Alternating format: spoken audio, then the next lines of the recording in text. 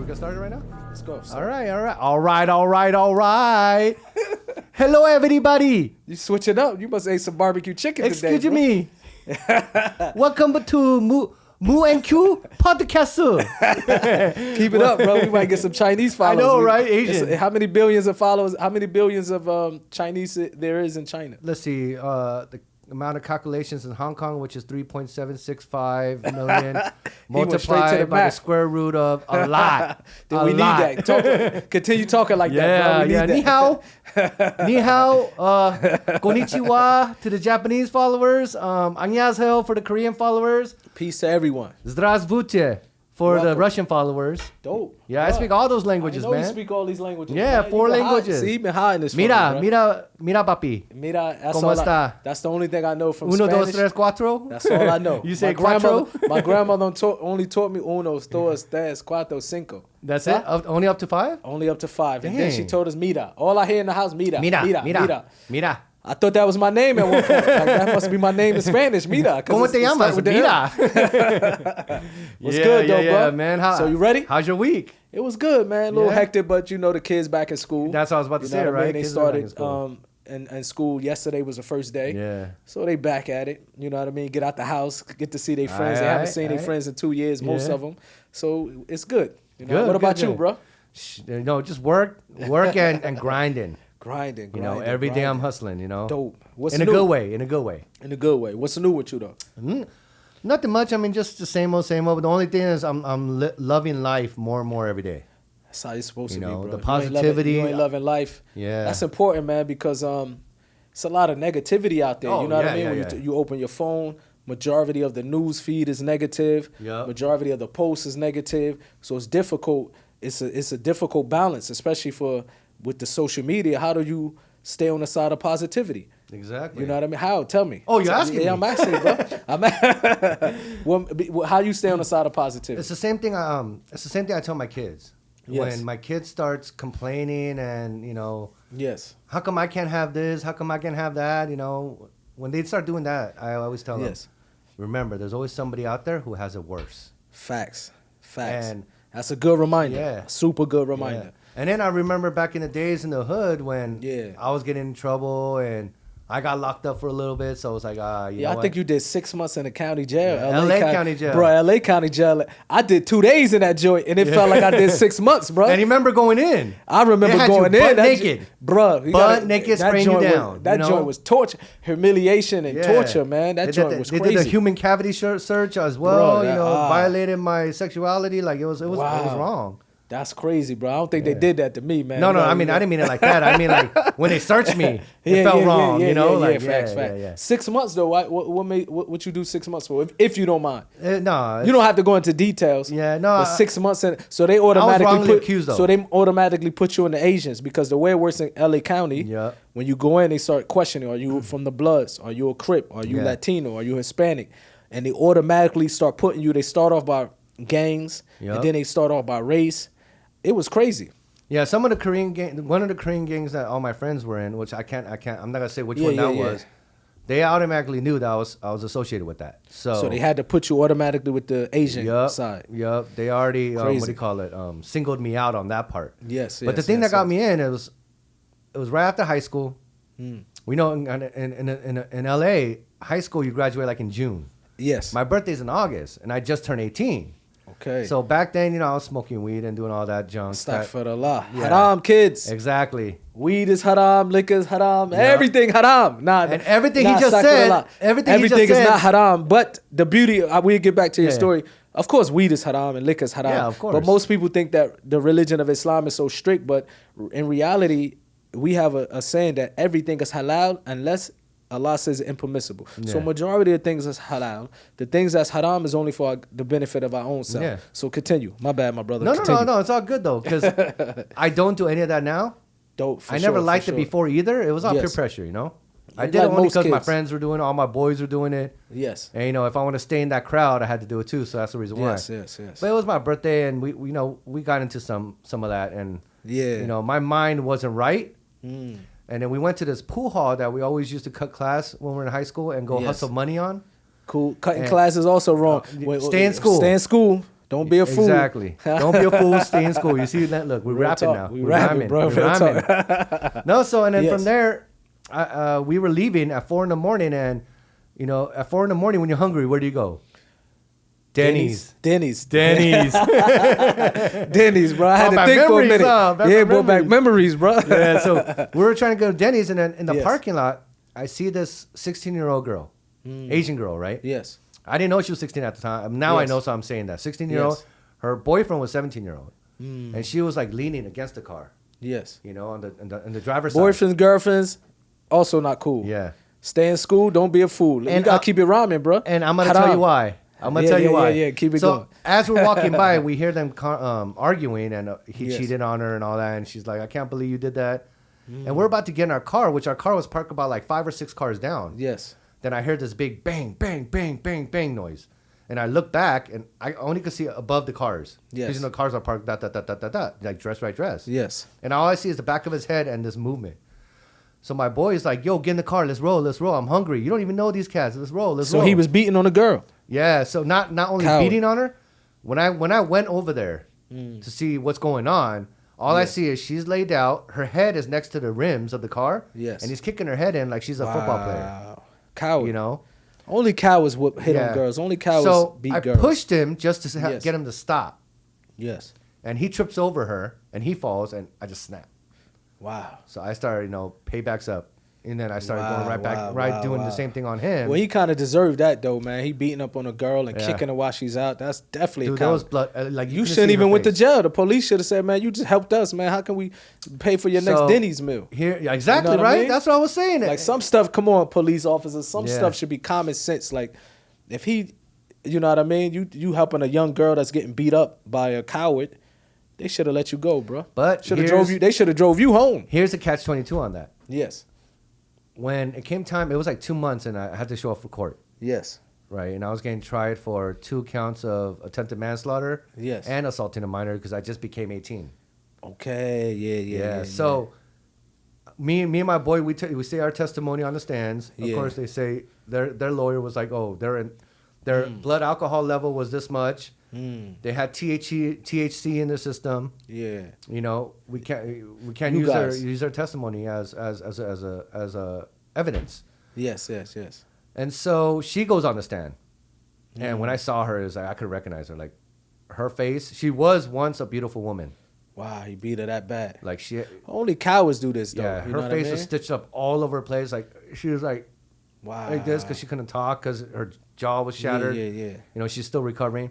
Yes. And so we're sitting there, and my boy's like, "You good, man? Yeah. You good now? She's gonna be our ticket out."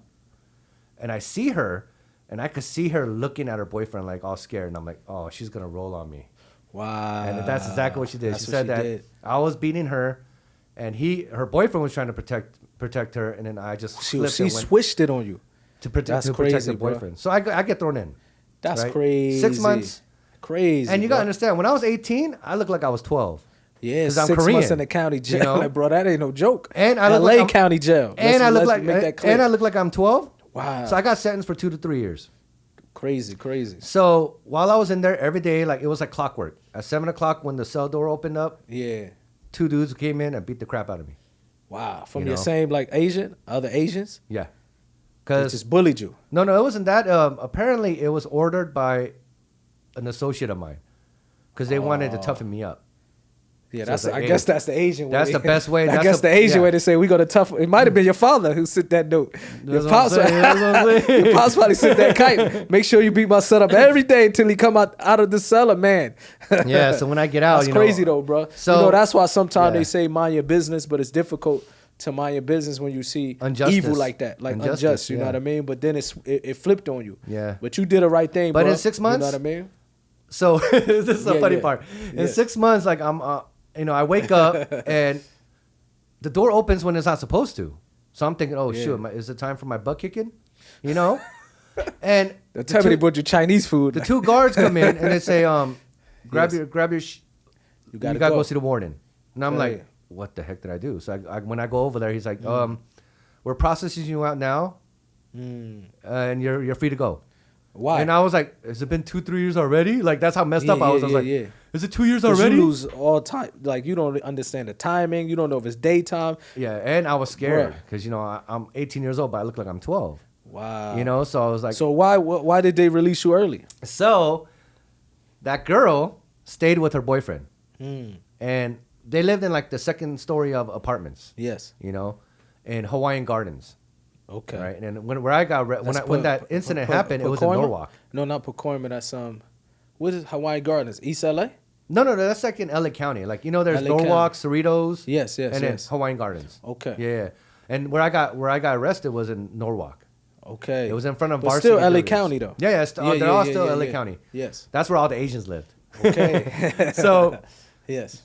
I guess her and her boyfriend got in an argument, and then the way her apartment was, her living room, the window is tall windows. Yes. So it was only like that much from the floor to the start of the window. Okay. So the window basically came up to like the middle of her calf. Yeah. And so they're fighting, and I guess she did something, and then he pushed her. Wow. From what her mom tells me, this is what her mom told me. And she fell out the window. Because it was screaming. 2 stories down. Okay? She was in a full body cast. Her mom's like, "That's it. We're done. That's it. Like, we're taking it to the cops." They pressed charges on him, and then she. So this is what I found out. Her mom knew the truth from the get-go, but she couldn't come. She couldn't come clean because her daughter already lied on the stand.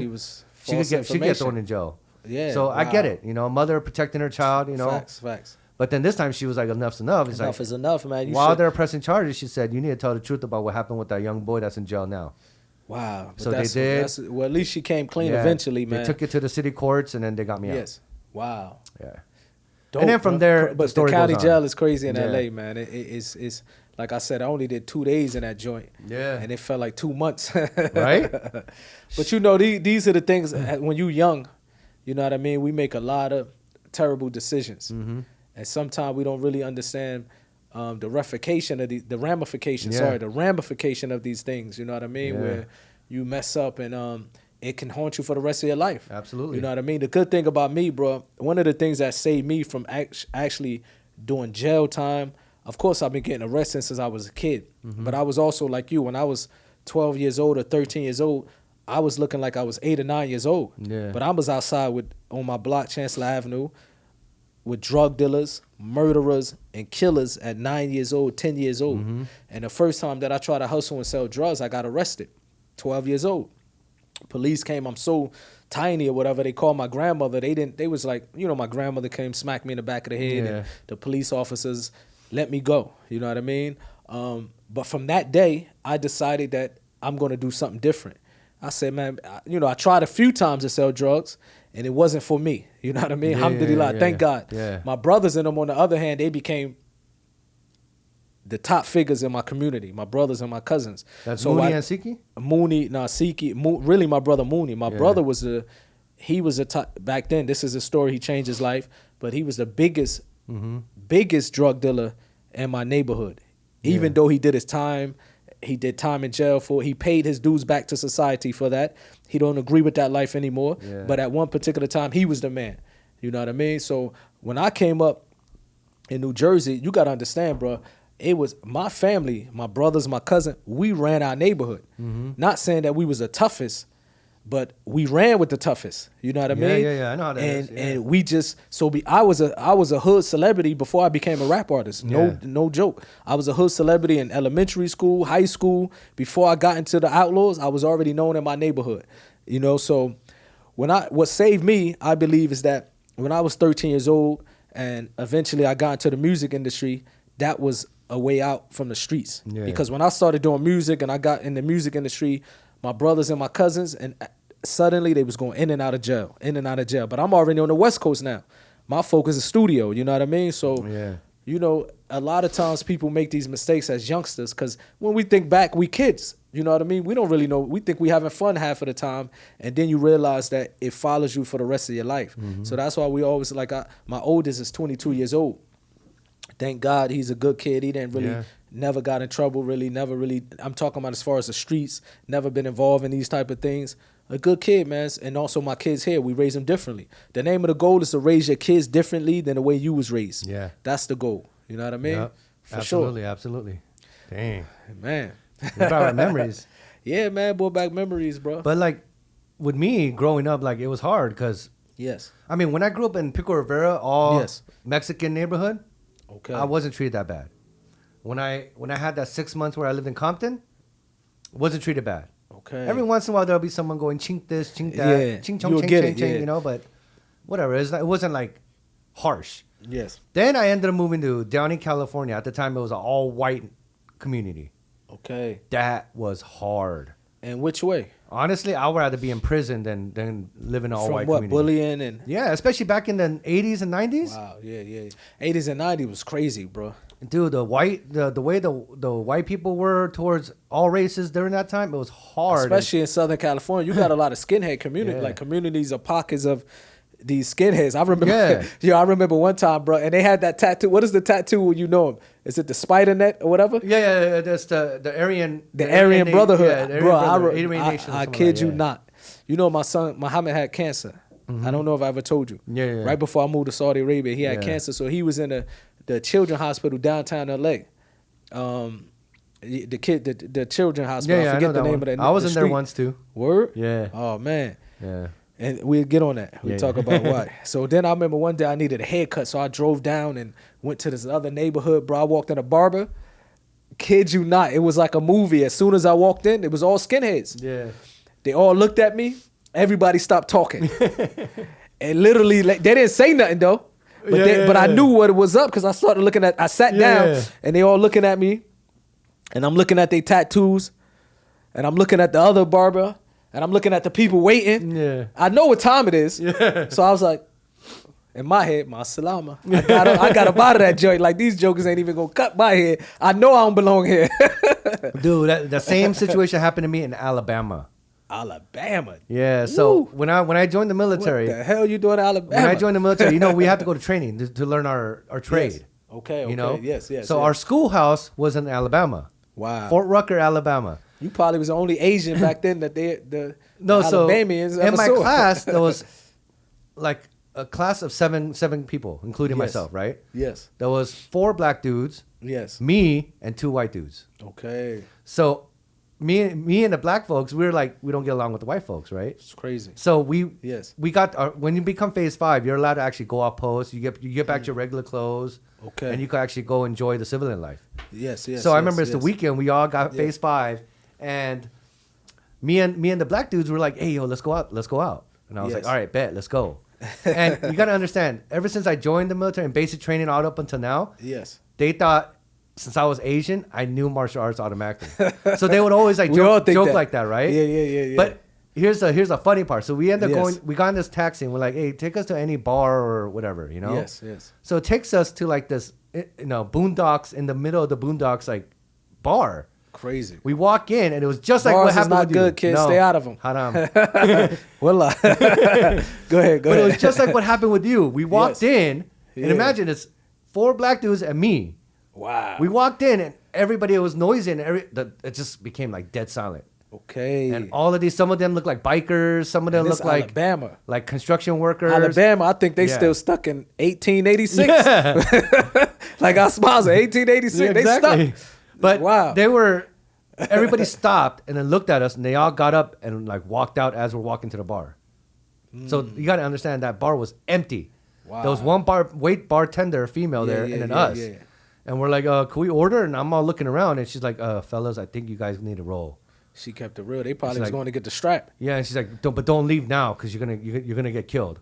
So she went on the phone and she was calling me, like, I think she was calling the police or whatever. Yeah, she already knew what time it was, bro. So I was in Alabama, the boondocks. The bar is the kind That's why you got to stay out of bars. Yeah. See, kids, whenever you go to these places, just stay in the hotel. The shaitan is waiting for you. Just stay in the hotel. You going to the shaitan neighborhood, bro. You talking about the bar and all this stuff, so ain't nothing good going to come out of this. So the bar entrance is a door with the little...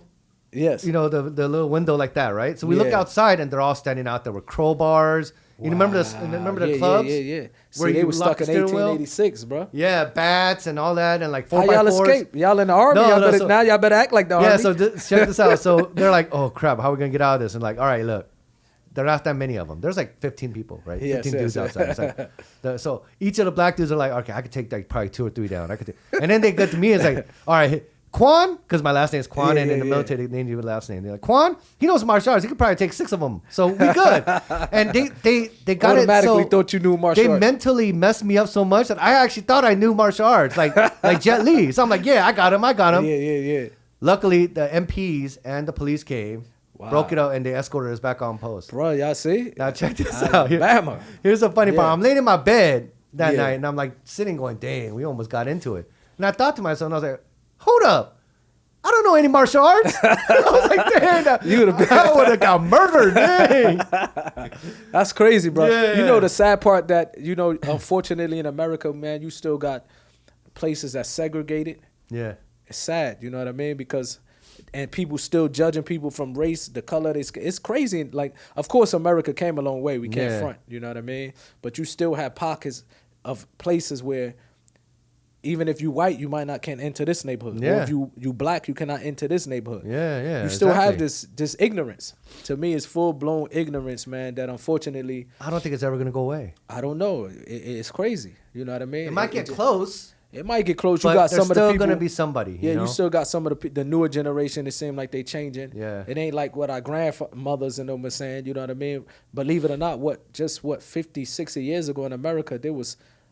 water fountains that said colored only, white only. Crazy, bro. But so we did come some good, you know, we made a few miles away from that. You gotta be honest. And on top of that, you know, like you could vouch for this. Was you ever racist? Be honest. Me? Yes. Keep it real. Keep it a buck. Well, no. You see, racist against. I was prejudiced. Okay, prejudice. Because there's a difference between races that people don't know. Yes, racism means you hate the whole race. Yes, prejudice. You might have a little prejudices towards certain things of that race. Okay, spill and it, bro. Because of what I went through as a kid, yes, I was prejudiced against white folks. Because they bullied you pretty much. Yeah, and they thought that they owned the country, and you know. Yes. And one thing I used to hate growing up was when they say, "Oh, why don't you go back to China? Why don't you go back to China?" I'm like, dog, I'm back to Europe. I'm Korean.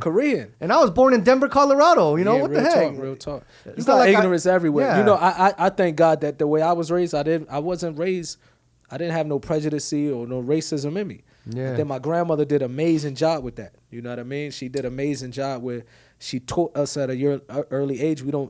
I judge an individual the way they deal with me. No matter if you black, you white, Asian, you show me respect, I show you respect. Yeah. You disrespect me, may Allah help me and make me a better, I might disrespect you back. Exactly. I still got a long way to go. Yeah. I might try to avoid it for a little bit, but eventually... But once you keep on pushing that button... Yeah, I treat people the way they treat me. You know, sometimes it's good. Sometimes it's better to let stuff slide.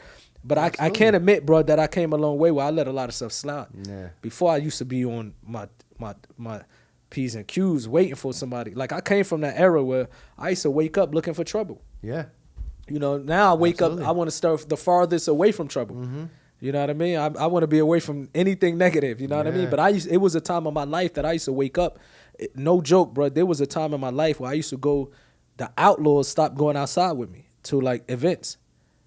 True story. I remember you telling me this. Because they used to say, even Noble, as he mentioned when he gave a little quote in my book, when Suleiman was interviewing him, he said, man, I used to think Mu had a death wish. And I really did. Yeah. Like, I used to literally go outside and say, today, I felt good starting fights. For some reason, we'd go to an event. It's me and the homies, the outlaws. We'd see 20, 30 dudes. And somehow it would kick off. Something. And then it got to the point where I'd be like, y'all want to go out? And I noticed the numbers was dwindling. Less and less of my friends Your entourage was getting lower, and they said, bro, we tired of fighting. But it was also because of the alcohol. It was the alcohol. It was bad with alcohol. You know what I mean? I was bad with the alcohol. Yeah. And I had so much anger that I didn't know how to address it. You know, mental health and depression is real in the black community, but now it changed. Now you have black people, they might go to therapy. But when I was growing up, depression, we didn't have no such thing as depression. They looked at that as the white man disease. So you same with ADHD. Yeah, same with these things. So I couldn't go to my family and be like, you know, I feel sad today. They would say, man, get your butt up and shut up and go outside and ride your bike. Boy, you'll feel better after, something like that. Yeah. So I grew up with a lot of anger in me. So then I got to a point in my life that the only way I dealt with my anger is hurting someone. Unfortunately, like, that's how I feel good. And it was just fun. Like I had so many incidents. I sometimes think back like, man, God saved me so many times without me even realizing it. Mm-hmm. Now I can look back and be thankful. Like, man, if These dudes could have blown my head off, and they literally just gave me a pass. Yeah. You know what I mean? And alcohol definitely played that part. You know what I mean? I think the best time of my life is when I stopped drinking alcohol, because I became Muslim, of course, and it was impermissible, and it was the most difficult thing for me to change. And the reason why I share this story, because I get messages sometimes where people say, how did you stop doing drugs? How did you? I never really been into drugs, but I was a drinker. And I just remember, man, it was difficult, but every day I would pray, you know, to get off of this alcohol. I was so bad that I really should have went to a rehab. Even my brother Mooney used to come to me. My brother Mooney used to say, bro, I think you should go to a rehab. Like, he used to say it all the time. But because I was so prideful, you know, we grew up believing only people who are losers go to rehab. Or who are weak. Yep. But actually, to me, in my opinion, if you going to get help, you actually strong. You're whether it's the rehab, you actually a strong individual. Yep. You know what I mean? So I was weak trying to make excuses. But eventually I was able to stop drinking. I was able to see things clearer. You know what I mean? I was able to notice that a lot of my problems was because of me drinking. You know what I mean? Yeah. It started from that, bro. For all of you guys who do drugs and who can't stop drinking, you got to understand it's easy to do drugs or drink. Yes. To stop it and get off of it is the hardest. So if you could do that, you're not weak. You're absolutely strong. And how you what you benefit from these things? Nothing. You know what I mean? Yeah. It's hard to say now, because I think in my teenage years, if somebody come to me and say the same thing, how you going to benefit from these activities? I tell them, get the hell out of my face. Yeah. So that's why when I speak to the youngsters, I don't come at them from that angle, because nobody gonna really hear it from that angle. Exactly. You know we try to tell them take it step by step. The experiences we went through, and then be like, hey, learn from our mistakes. Learn from our mistakes, man. Come on, young blood, learn from our mistakes. I had so many days of getting drunk, and next thing I know, I'm somewhere and a guy pointing a gun at me. Yeah. Like, I went through these stages where I was like, bruh, it was a time of my life I was looking to get put out of my misery. Mm-hmm. You know what I mean? And I thought that, of course, I wasn't suicidal where I would take my own life, but I was suicidal where I wanted somebody to take my life. I went through that stage. I remember one day, bro, crazy, where we was, what's my man name? Faith Evans' husband. Who? He's a producer. Because Faith Evans used to be... Not Biggie, right? The new one? Stevie J. Stevie J. So one day, this one I was still on my ignorant bad boy killer stuff. Mm-hmm. So we was in the Death Row Outlaws studio, not Death Row, sorry. We was in a studio in Studio City. Myself, my cousin Reeve, Quim, and Edie, and a few other people, my little brother. And I went through a stage in my life, bro. If anytime I hear somebody from Bad Boys around, I'm on them. We got to fight. Mm-hmm. You know what I mean? We got to fight. Like, let's get it popping. Like, that was back in the hit 'em up days. Back in the crazy days. So one day we was in a studio, bro, and somebody's like, yeah, Stevie J is Puff Daddy producer. And he's in the other studio. So I walked in there. True story. I walked in there and you probably can Google this. It became the LA Times, this incident. So I'm going to tell you, hold on. So I walked in the studio and I was like, what's up, homie? You from the Bad Boy? He's like, yeah, I'm just a producer. I said, I ain't asked you all that. I said, I ain't asked you, are you Bad Boy? And he had a big bodyguard dude with him. And he was like, man, you got to leave the studio. This dude jumped up. He was like 6'something". Mm-hmm. He's like, you got to walk out the studio. So I'm still like, 5'6", 5'7", whatever my height is. I think I grow an inch every year. Allahu Allah. So I'm like, okay, I got to walk out the studio? Come outside right now. True story. Remind you, this dude like Suge size. Yeah. So I took off my shirt, once again intoxicated, not even realizing, but I was looking to get put out of my misery. And I was just looking for let's get it popping. Yeah. I took off my shirt, I turned around, he had a gun pointed to me. So I remember I froze.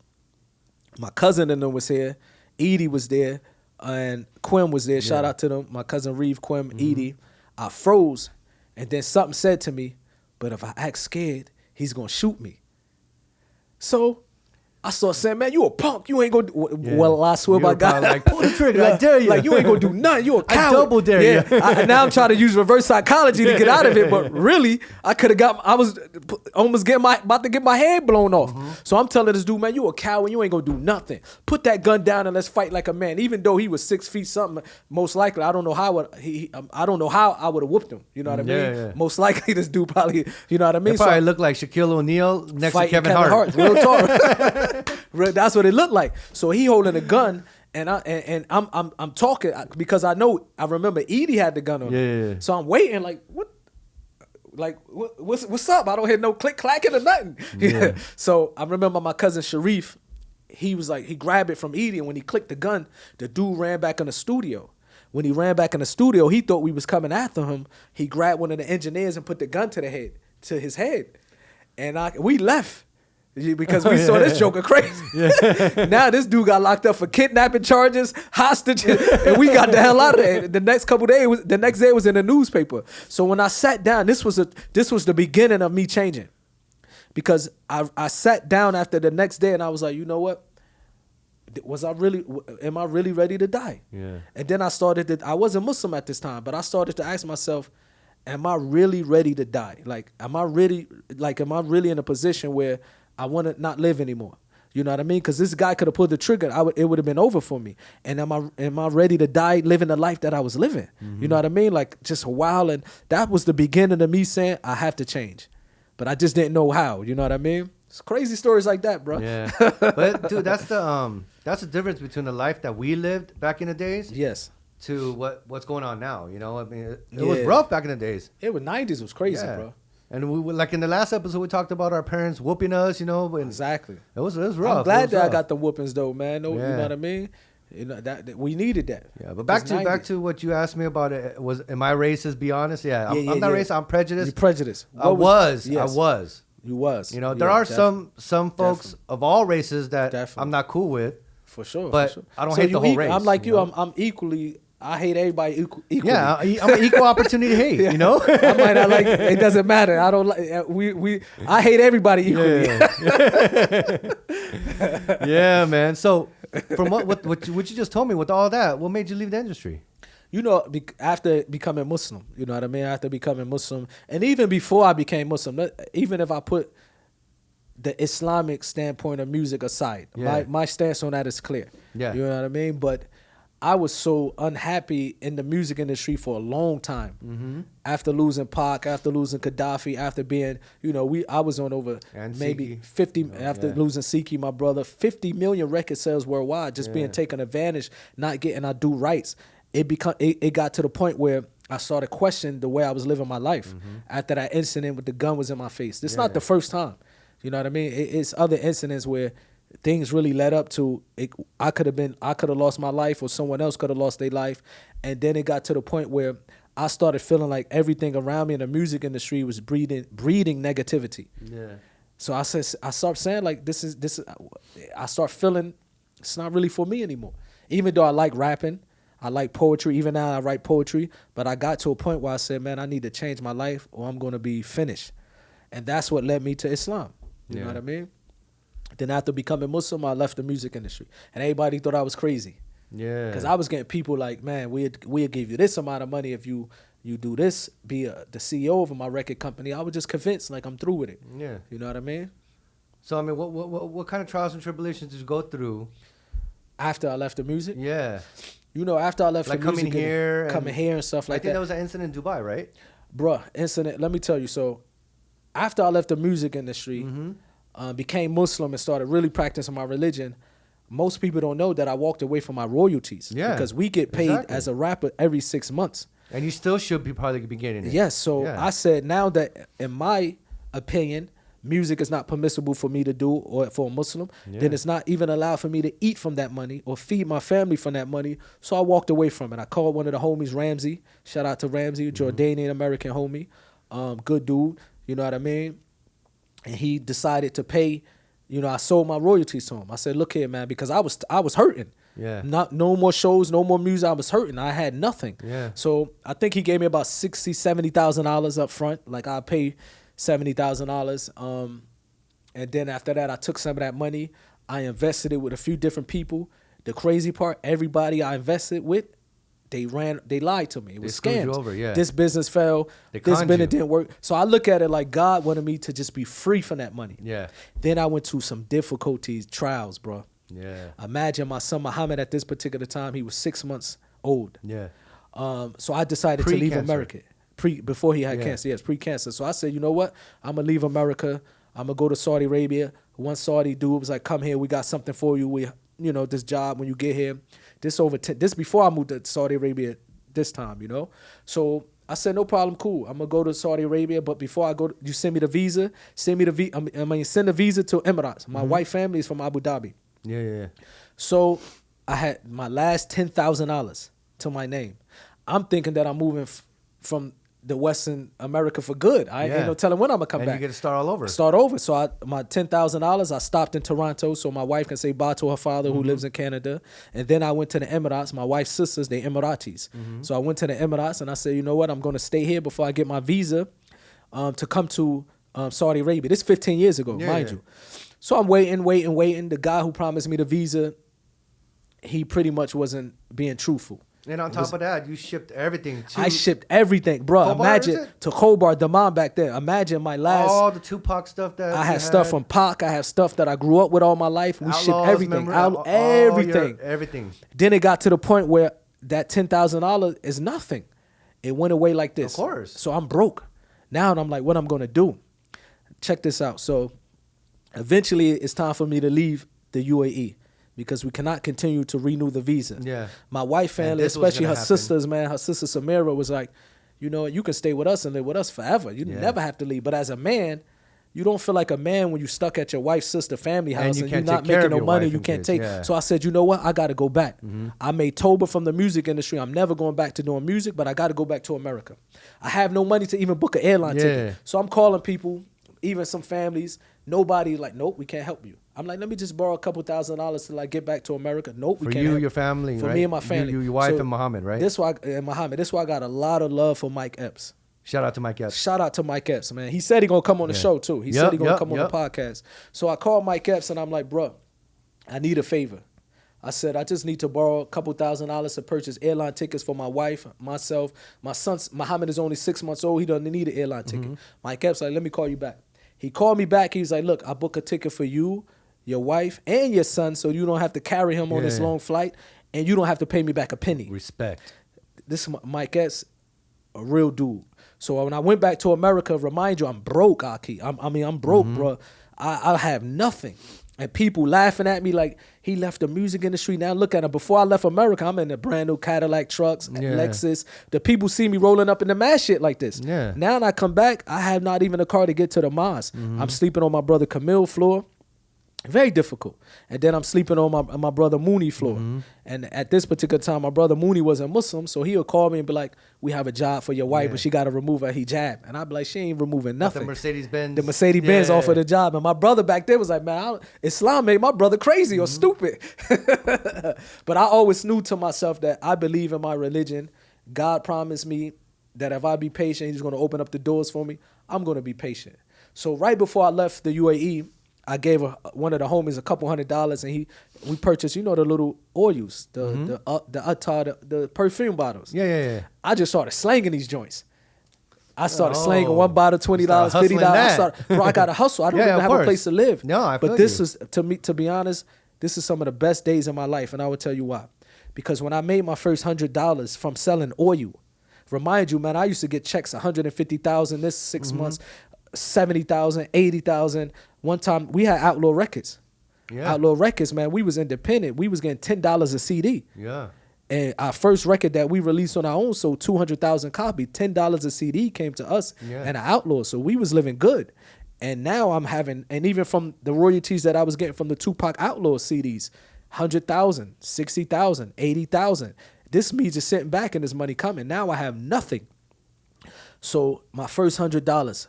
Remind you, bro, I remember I used to get checks for $500.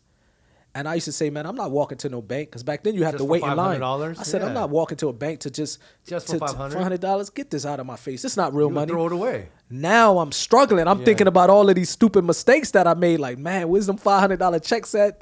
So my first 100, I was happy. Like I felt, you know what I mean? I felt like, wow, I finally made $100, $200. Every dollar, I was grateful. I felt it. And then I went and got a rental car. Bro, remind you, I used to be in nothing but brand new cars. So I used to say to myself, I'm never riding a used car. Oh, yeah. But when I was, when I was making this money and hustling and starting from the bottom back up, I was grateful for everything. I remember when I got my first rental car. I made enough money to rent a car for like a week. It was probably a Hyundai. Bro, that joint probably was it probably was a Kia? Back in the day, Kia. It was bad, bro. But I was humble, so I was happy. Yeah. And I didn't care what people think about me at that time. I had to go through that stage because I came from a time where I was only worrying about how people look at me. So this particular time of my life was me. I feel like I was finally obtaining and tasting freedom, because now I don't care what the people think. I need to drive this car because my kid, my wife, my kid, they need help. I need to get food. It got to the point, brother, I used to go under my brother's couch and collect quarters just to get diapers for my son. Yeah.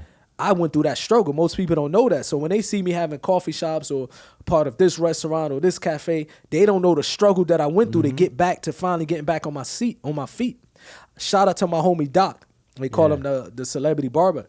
He called me one day. He was like, Moo. From Platinum Cups? From Platinum Cups. He hit me up. He's like, Moo, there's a football player from the NFL. I forget his name. He's starting a record company. He want to give you $150,000 salary to be the CEO. I was like, nope.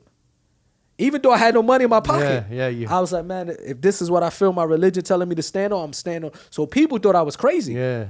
But I felt that I'm not a slave to the music industry anymore. Yeah. I don't care what the people think about what I'm wearing anymore. I needed to go through that. Yeah. So eventually, step by step, I was able to get on my feet. And one of the things that I learned from this is that, one, always keep trusting God.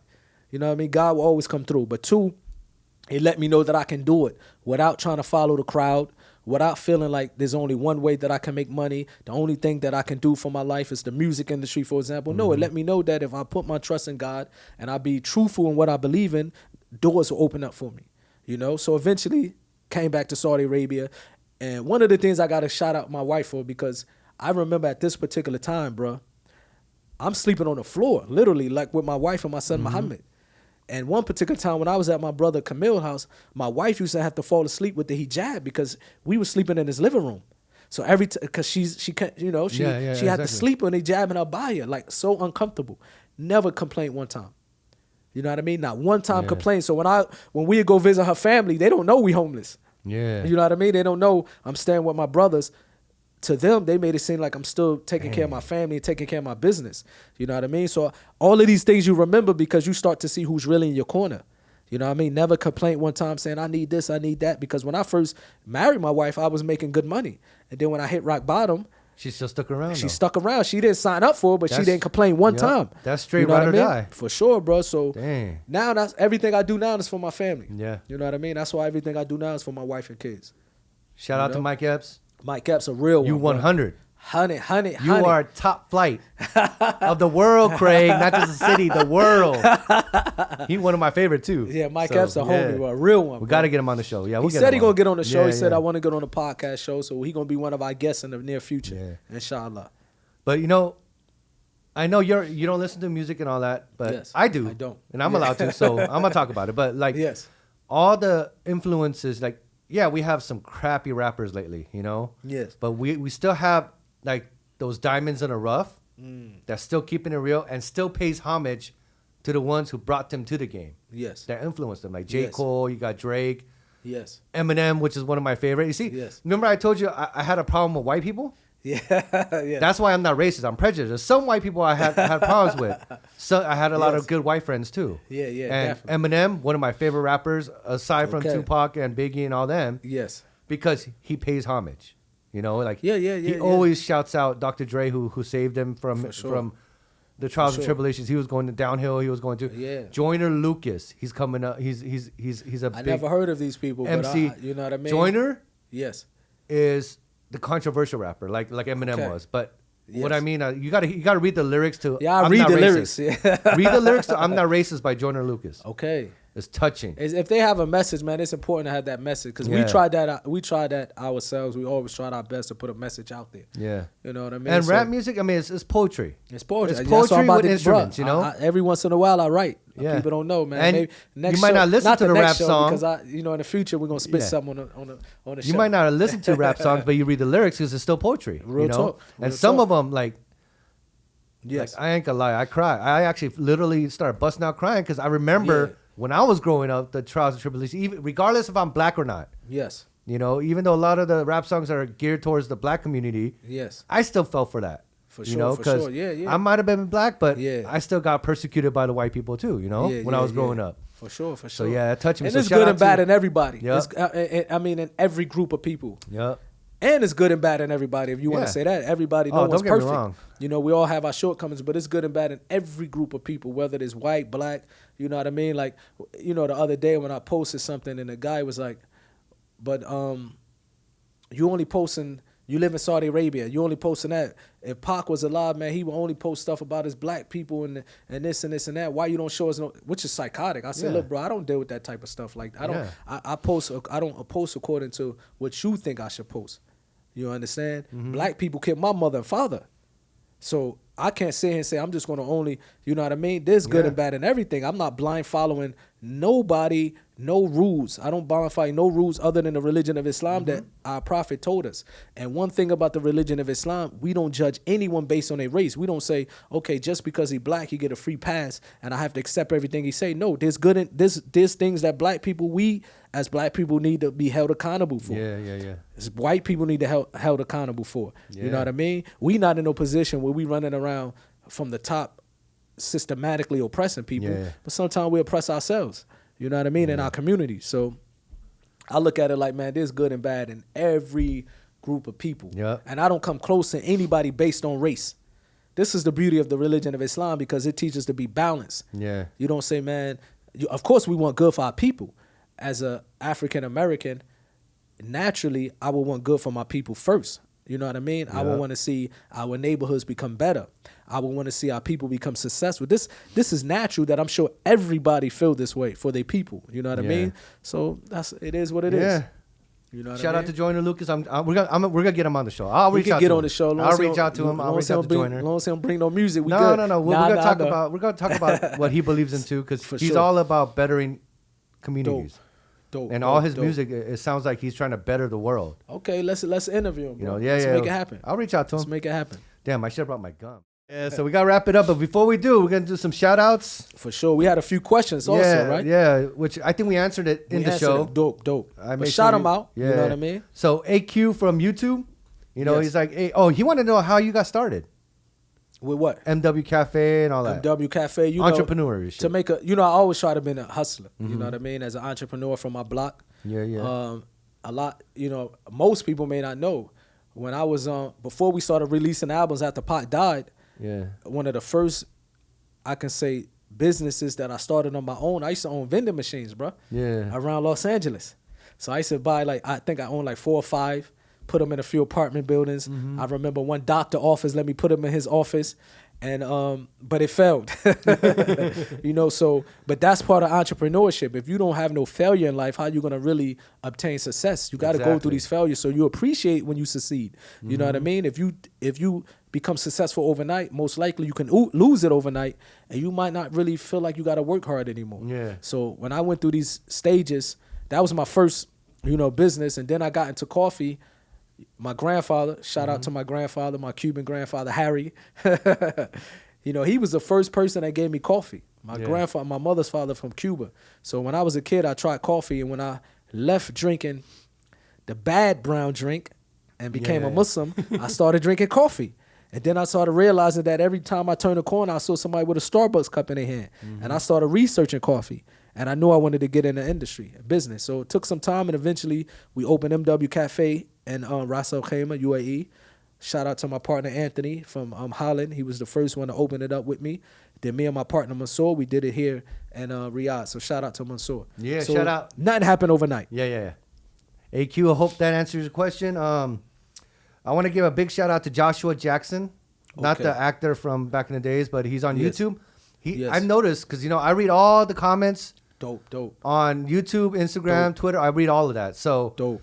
He's been following us since the old episodes we were doing back in the, you know, like before we did Mike's Pod. So he loyal with it. And he's been commenting every whether it's a clip or an episode. He always comments. So shout out to, what's his name? So we want to give him big ups. Big ups to Joshua Jackson. Joshua Jackson. Big ups, Joshua Jackson. Shout out, bro. Yeah. Anyway, so yeah, that's, dang, when they get empty? They left. We the only ones in the building. We still talking. That's why. Dang.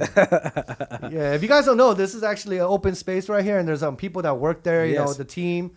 They do the graphics design. All it's empty right now. They left, man. They went home. Oh dang! Our editor's in there going, yeah. When am I gonna be able to go home? He want to leave next. All right, guys. Thank you for joining in. And sure. Shout out to our sponsor, our fashion partners, 1886. We have that giveaway going on. So if you want to find the details, you gotta go to episode 1 and check it out, and I'll give you the more details on that. And then soon we're gonna be announcing when it starts. So you got follow us. Yeah, follow us. Twitter. If you have any YouTube questions you want to ask us, go to our Twitter page and ask on the Twitter. What's the Twitter page again? Podcast MU2Q. Dope. Okay, Twitter, Podcast MU2Q. Give us questions you want us to answer on the show, and we'll do it. If we didn't get to all the questions, my bad. Yeah, next time. We got caught up in the moment. We started talking, Yeah. But that's what we're here for, to chop it up. So chopping it up, bro.